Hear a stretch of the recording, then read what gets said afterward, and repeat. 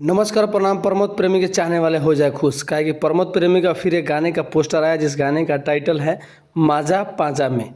कब और किस समय रिलीज किया जाएगा तो बन रहा है वीडियो के साथ। आप सबको बता दूं नमस्कार है, आप सब देख रहे हैं भोजपुरी प्लेटफॉर्म यूट्यूब चैनल।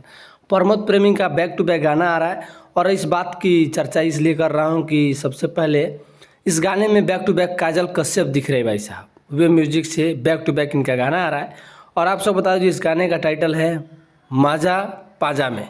आप सब बता दूं इस गाने को बहुत जल्द रिलीज किया जाएगा प्रमोद प्रेमी के आवाज़ में।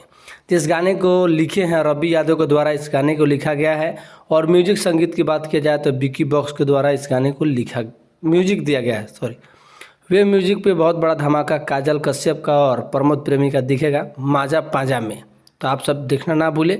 27 तारीख को 6-7 बजे सुबह में वे म्यूजिक की यूट्यूब चैनल पर। तो इसी तरह का वीडियो देखने के लिए भोजपुरी प्लेटफॉर्म यूट्यूब चैनल को सब्सक्राइब कर लीजिए ताकि ऐसे ही भोजपुरी का इंटरेस्टेड खबर, लेटेस्ट खबर, भोजपुरी की तमाम सारी खबरें आप सबको दिखाया जाता है। तो चलिए इसी तरह का वीडियो देखने के लिए चैनल सब्सक्राइब कीजिए।